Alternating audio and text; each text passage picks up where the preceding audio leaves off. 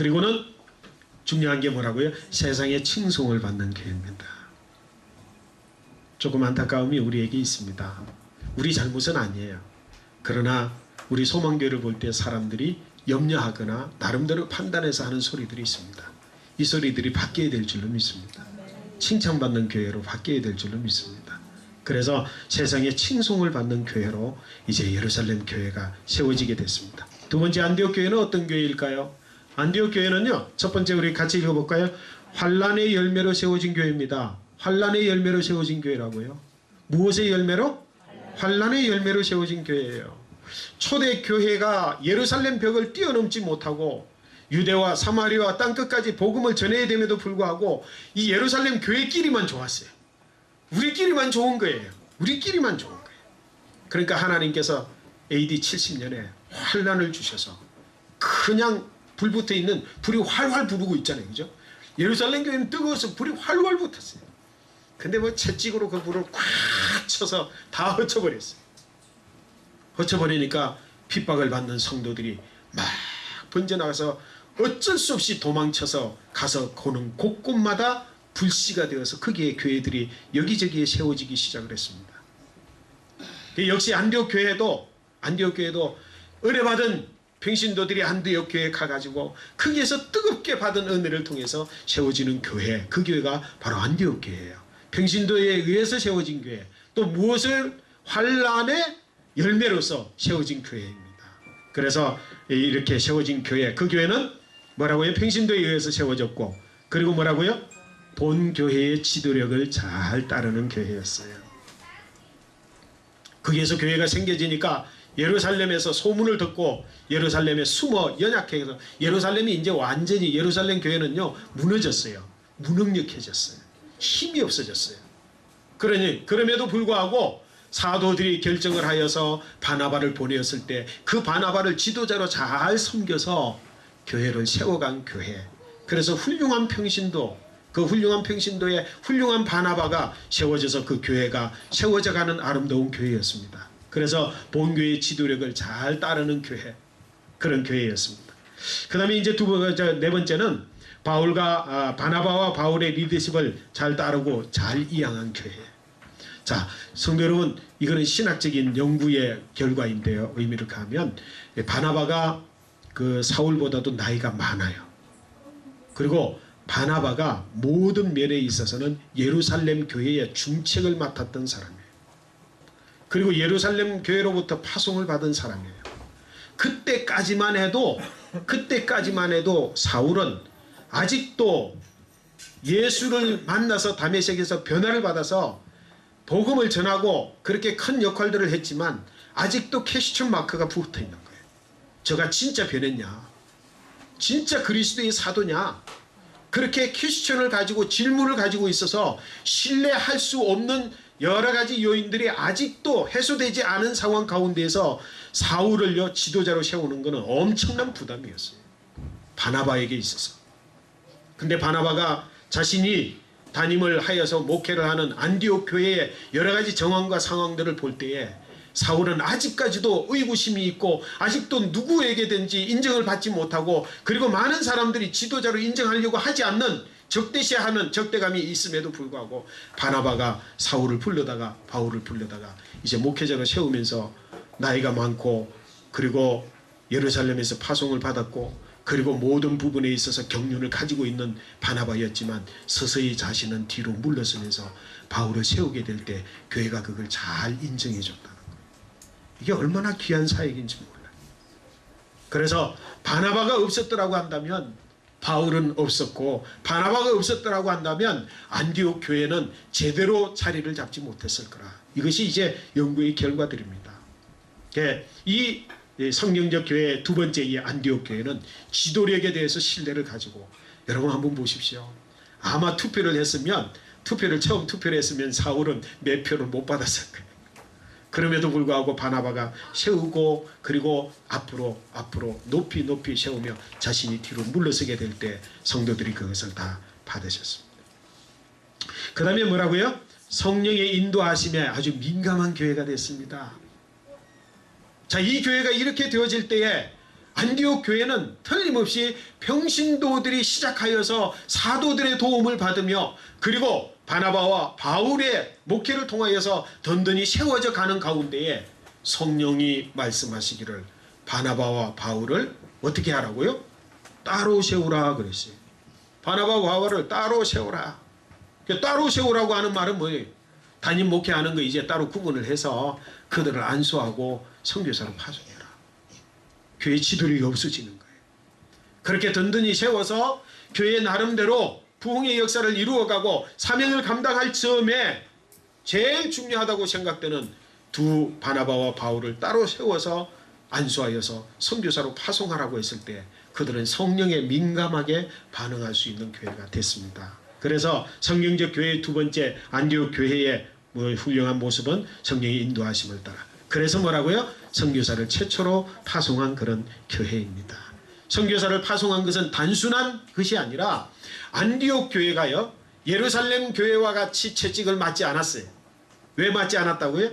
그 복음의 역사에 대한 사명을 하나님 분명히 주셨죠. 그죠? 뭐라고요? 성령을 받으면 권능을 받고 그리고 예루살렘과 온 유대와 사마리아와 땅끝까지 이르러 증인되라고 하는 주님의 분명한 명령을 수행했습니다. 그러므로 안디옥 교회는 하나님의 채찍을 맞아서 없어졌거나 이렇게 하지 않았어요. 어떻게 역사의 현장에서 제2기의 부흥을 제3기의 교회로 넘겨줬는지 아십니까? 그대로 있으면서 안디옥 교회와 같은 교회들이 많아지면서 안디옥 교회의 중요성이 희미해졌어요. 그래서 안디옥 교회가 그냥 폐쇄되거나 이렇게 그냥 이렇게 쭈그러든 것이 아니라, 경상도는 쭈그러든 이렇게 그렇게 해서 사라진 것이 아니라 그런 교회들이 여러 세워짐으로 안디옥 교회는 자연스럽게 역사 속에서 그냥 평균 교회로 묻혀지면서 계속해서 교회의 역사가 일어나게 됐습니다. 이런 안디옥 교회의 모습을 우리 소망교회 안에도 있게 되시기를 원합니다. 그 다음에 이제 환난을 이기는 그리스도인들이 있는 교회. 안디옥 교회 성도들이 나아가 복음을 전하게 될 때에 처음으로 최초로 그 예수 믿는 사람 안디옥 교회 성도들을 뭐라고 불렀다고요? 그리스도인이라고 불렀어요.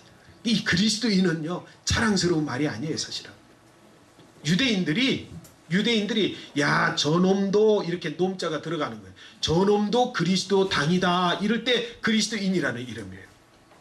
우리가 그냥 자랑스럽게 나는 그리스도인입니다 그런 이름이 아니라니까요. 누구든지 지나가다가 야 저놈도 그리스도 당이다 그러면 지나가던 사람이 돌 들어서 던져도 죄가 안 되는 사람이에요. 그러니까 고난의 이름이에요. 그리스도인이라고 하는 게 핍박을 이기는 자들이에요. 핍박이 있음에도 불구하고 신앙을 버리지 않는 자들의 이름이 처음으로 주어진 게 그리스도인이에요. 얼마나 자랑스럽습니까? 그러나 세상 사람들에게는 얼마나 치욕적인 이름입니까? 그 이름을 처음으로 가지게 된 교회가 바로 뭐라고요? 환난을 이기는 교회로서 안디옥 교회가 그 이름을 세웠습니다. 이런 교회, 이제 이런 교회가 성경적 교회인데 우리 교회 성도님들도 이제 그리스도인입니다 라고 말할 때는 어디 가서도 그리스도인을 나타내는 사람들이 되어야 될 줄로 믿습니다. 자, 그리고 이제 세 번째 예배소 교회에 대해서 한번 보시면서 이제 구체적으로 한번 생각을 해보도록 하겠습니다. 예배소 교회는 설명이 많은 교회예요. 왜? 이래야 된다 이래야 된다 이래야 된다 이렇게 말하는 교회이기 때문에 믿음과 사랑이 풍성한 교회입니다. 그러나 소망을 가져야 되는 교회였어요. 무엇이 풍성하다고요? 믿음도 사랑도 풍성한 교회. 예배소 교회 성도들이 믿고 서로 사랑하고 이런 것들이 풍성한 교회인데 소망이 좀 모자라서 제가 설교 시간에 말씀을 드렸던 것처럼 사도 바울이 계속해서 기도한다. 하나님이 지혜와 계시의 정신을 너희에게 주사 너희가 하나님을 알고 너희의 마음의 눈이 밝아져서 하나님의 부르심의 소망이 무엇이고 너희 안에 이루실 기업의 영광의 풍성이 무엇이고 그 기업을 이룰 만한 능력을 주셨는데 그 능력의 지극히 크심이 어떠한 것은 알기를 원한다.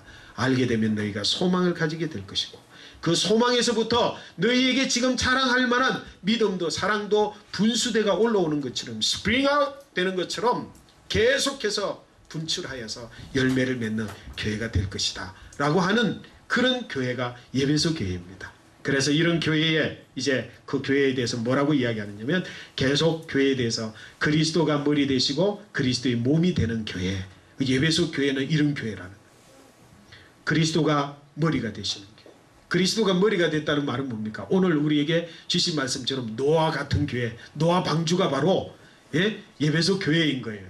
내 뜻, 내 주장이 아니라 주님의 뜻, 주님의 말씀하시는 의, 그걸 이루는 교회, 그 교회라는 거예요. 그리고 그리스도의 몸이 된 교회입니다. 그리고 세 번째는 뭐라고요? 우리 같이 한번 읽어보십니다. 하늘에 있는 것이나 땅에 있는 것이 다 그리스도 안에서 통일이 되는 교회. 통일이 되는 교회예요. 그리스도 안에서 하늘에 있는 것이나 땅에 있는 것이나 어디에 있는 것이든지 다 통일되고 다 하나가 되는 교회, 그게 바로 예배소 교회라고 하는 겁니다. 여기 한번 보십시오. 아이고, 회사 사장님도 계시고 아니면은 뭐 신분의 격차가 없이 여기 지금 앉아 계시는 거예요. 그죠? 그게 다 통일되는 그런 교회, 그게 바로 교회라고 하는 것이죠. 여러분, 여기에서 교회 안에서 신분 가르지 마십시오. 교회 안에서 뭐를 이렇게 나눠서는 안 됩니다. 그럼 교회는 뭐라고요? 모두가 다 교회 안에서, 그리스도 안에서 통일을 이루는, 그래서 통일교회가 이거 이름 가지고 통일교회 했다니까요. 정말이에요, 진짜요. 예배소서 2장 말씀에 통일이란 말이 2번 나옵니다. 통일돼요. 자기네 통일교회 안에서 모든 게 다 하나가 된다는 거예요. 그래서 너무 나갔어요. 너무 나가가지고 부부관계도 끊고 새로 맺어주고 그런 걸 통일이라고 해요. 그게 어떻게 통일입니까? 그건 잘못 해석하는 거지. 그러니까 통일, 하늘에 있는 땅에 있는 모든 것들이 교회 그리스도 안에서 통일되는 것, 그런 교회, 그 교회의 모습입니다. 그리고 다시 한번 또 볼까요? 하나님의 때가 찬 경륜에 따라서 세우신 기업으로서의 교회. 교회를 뭐로 표현한다고요? 기업. 기업이라고 표현하면서 예배소 교회의 주인이 되시는 하나님은 어떤 하나님이냐면 경륜을 이루시는 하나님이에요. 경륜이 뭐죠? 경륜이 뭔가요? 이미 계획하고 설계하고 그래서 경영하여서 그것을 성취하는 것을 목표로 해서 매니저하는 하나님을 그런 하나님으로 표현하고 있어요. 그러니까 하나님께서 우리 소망교회를 보면서 우리 소망교회를 뭐 한다고요? 매니저 하시는 거예요. 소망교회를 온전한 교회로, 새로운 교회로 세워가신다는 거예요. 하나님이 천지 만물을 창조하실 때 혼돈, 흑암, 그리고 뭐라고요? 그 안에 공허를 해결하신 것처럼 우리 교회를 그렇게 하나님이 경영하시고 매니저하는 그런 하나님으로 표현했는데, 하나님의 때가 찬 경륜을 따라서 세워지신 하나님의 기업이 교회라는 거예요. 그래서 하나님께서 일하게 하시는 교회, 하나님이 일하시는 교회가 되어야 될 줄로 믿습니다. 그래서 우리 소망교회도 이런. 그 다음에 한번 같이 읽어보실까요? 만물 안에서 만물을 충만케 하시는 하나님의 충만인 교회다. 교회가 뭐냐? 이렇게 해서 만물 안에서 만물을 충만케 하는 자의 충만이니, 그게 교회이고 그게 바로 그리스도가 머리 되신 그리스도의 몸된 교회다. 이렇게 설명을 하고 있는 겁니다. 자, 만물 안에서 만물을 충만케 하시는 하나님이니까 하나님이 일하시는 거죠. 그죠? 하나님이 충만케 하시는 거죠. 하나님이 샬롬을 이루시는 거죠.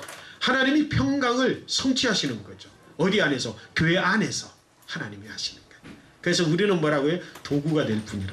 도구.